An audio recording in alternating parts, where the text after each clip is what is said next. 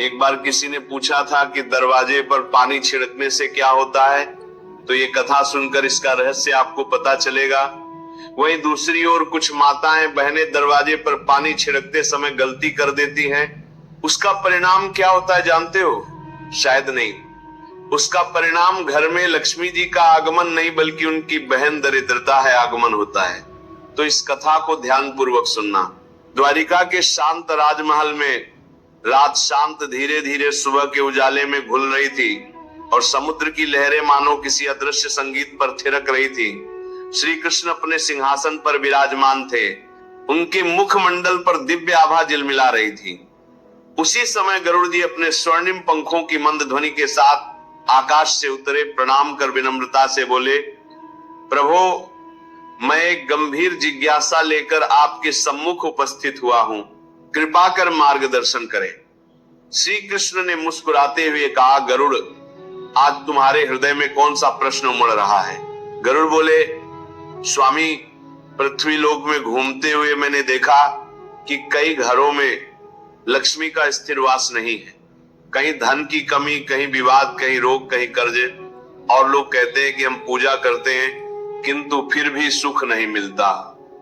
प्रभु, क्या ऐसा कोई रहस्य है जिससे गृहस्थ लक्ष्मी को स्थिर कर सके? क्या ऐसा कोई नियम है जिसे जानकर मनुष्य अपने जीवन की दरिद्रता मिटा सके? कृष्ण मुस्कुराए। उनके नेत्रों में करुणा और शीतलता थी। उन्होंने कहा, गरुड़, ये प्रश्न अत्यंत महत्वपूर्ण है। आज मैं तुमसे वह रहस्य प्रकट करूंगा जिसे बड़े बड़े रहस्य भी जानने को उत्सुक रहते हैं। ये 4 नियम हैं जिन्हें यदि घर की माताएं और बहनें धारण कर ले तो लक्ष्मी स्वयं उस घर में स्थिर हो जाती है। और इन नियमों का न पालन करने पर दरिद्रता, जो कि लक्ष्मी की बहन है, वह घर में प्रवेश पाती है। गरुड़ ध्या। कृष्ण बोले, गरुड़, प्रथम नियम अत्यंत गूढ़ है। प्राचीन काल में हर घर के द्वार पर एक जल भरा कलश रखा जाता था। ये केवल परंपरा नहीं बल्कि एक सूक्ष्म शक्ति का संकेत है।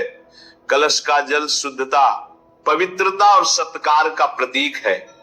जब लक्ष्मी प्रातःकाल पृथ्वी पर भ्रमण करते हैं तो जिस घर के दरवाजे पर वह कलश देखती हैं, वह जान जाती हैं कि यह घर सत्कार योग्य है, शुद्ध है और जागृत है।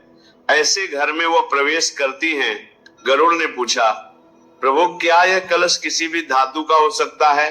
कृष्ण बोले, हाँ गरुड़, मिट्टी का, तांबे का, पीतल का, कोई भी, बस उसमें स्वच्छ जल हो और वह घर के मुख्य द्वार पर रखा हो। यह संकेत लक्ष्मी को आकर्षित करता है।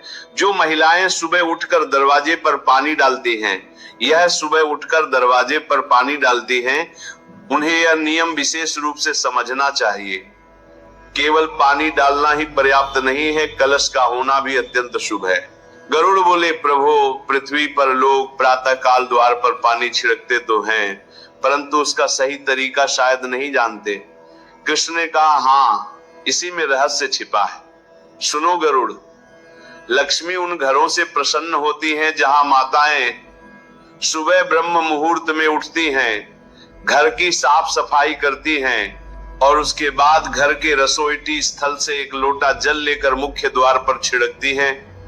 रसोई का जल पवित्र माना जाता है क्योंकि वही स्थान अन्न का जन्म स्थान है और वही स्थान पितरों का भी स्थान माना गया है।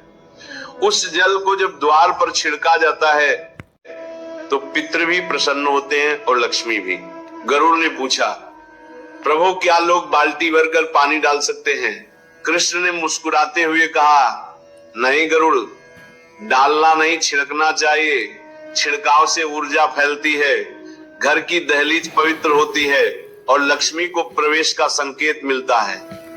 उनके घर में लक्ष्मी स्वयं को सुरक्षित और प्रिय अनुभव करती हैं और जो देर तक सोती रहती है, घर अव्यवस्थित रहता है, वहां लक्ष्मी नहीं दरिद्रता प्रवेश करती है। कृष्ण बोले, गरुड़, जब सुबह घर में पूजा संपन्न हो जाए तो एक दीपक द्वार पर अवश्य रखा जाए। चाहे गोल बत्ती हो या लंबी बत्ती, प्रकाश ही मुख्य है। जिस घर के मुख्य द्वार पर दीपक प्रज्वलित रहता है, लक्ष्मी उसे शुभ मानती है और तुरंत प्रवेश करती है। प्रकाश में आकर्षण होता है और अंधकार में दरिद्रता का निवास। गरुड़ ने कहा, प्रभु ये तो अत्यंत सरल और करुणापूर्ण विधान है। कृष्ण बोले, हाँ गरुड़, पर दुर्भाग्य से कई घरों में ये साधारण से प्रतीत होने वाले नियमों को लोग भूल जाते हैं और फिर कहते हैं कि सुख क्यों नहीं मिलता। कृष्ण बोले, अब चौथा नियम सुनो। जिस घर के द्वार पर एक छोटा सा स्वस्तिक, छोटी सी रंगोली या आटे से बना शुभ चिन्ह हो, उस घर में लक्ष्मी अत्यंत प्रसन्न होकर प्रवेश करती है। रंगोली केवल सजावट नहीं बल्कि शुभ शक्तियों का आमंत्रण है। गरुड़ ने कहा, यदि रंगोली न हो तो क्या आटे का स्वस्तिक पर्याप्त है? कृष्ण बोले, गरुड़, अब मैं तुम्हें वह बातें बताता हूं जो दरिद्रता को प्रिय हैं। यदि मनुष्य इन कार्यों से स्वयं को न रोके तो फिर वह चाहे जितनी पूजा करे उसके जीवन में सुख स्थिर नहीं रह सकता। गरुड़ ध्यान से सुनने लगे। सूर्योदय के बाद देर तक सोना, जो लोग सूर्योदय के बाद भी सोते रहते हैं, उनके घर में दरिद्रता प्रवेश कर जाती है।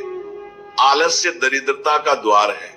दूसरा, रात के झूठे बर्तन सुबह तक रखे रहना। जिस घर में रात के बर्तन सुबह तक पड़े रहते हैं वहां दरिद्रता अवश्य आती है। यह अत्यंत गंभीर दोष है। तीसरा, दोपहर की गहरी नींद। घर की माताएं यदि दोपहर में गहरी नींद में सोती हैं तो उनका तेज क्षीण होता है और घर में नकारात्मकता प्रवेश करती है। घर में गंदगी, मक्खियां, विवाद, क्रोध, जहां सुबह सुबह झगड़ा, गंदगी, अव्यवस्था हो, वह घर लक्ष्मी का नहीं दरिद्रता का निवास बन जाता है। 5, नींबू और मिर्च को एक साथ रखना। जो घर नींबू और मिर्च एक साथ रखते हैं, चाहे रसोई में हो या फ्रिज में, वहां दरिद्रता का प्रवेश तीव्र हो जाता है। इसलिए उन्हें अलग अलग स्थानों पर रखना चाहिए। कृष्ण ने धीरे से कहा, गरुड़, ये 4 नियम यदि किसी घर में प्रतिदिन निभाते हैं तो लक्ष्मी स्वयं उस घर को छोड़कर कभी नहीं जाती। और यदि दरिद्रता के प्रिय कार्य किए जाते हैं तो वह घर कर्ज, क्लेश और दुख का स्थान बन जाता है। ये मनुष्य पर है कि वो अपने घर में किसे आमंत्रित करता है। गरुड़ अत्यंत भावुक होकर बोले, प्रभु, आपने आज जो ज्ञान प्रदान किया है वह पृथ्वी के असंख्य गृहस्थों का कल्याण करेगा। मैं इसे अवश्य लोगों तक पहुंचाऊंगा। कृष्ण मुस्कुराए और बोले, जाओ गरुड़, यह ज्ञान मानव जीवन को समृद्धि, शांति और सौभाग्य प्रदान करे। और इस प्रकार वह दिव्य संवाद समाप्त हुआ, पर उसका संदेश आज भी उतना ही सत्य है। जो घर प्रातःकाल जागृत है, शुद्ध है, पवित्र है, वहां लक्ष्मी का स्थिर वास अवश्य होता है। तो देखिए, सही विधि से किया गया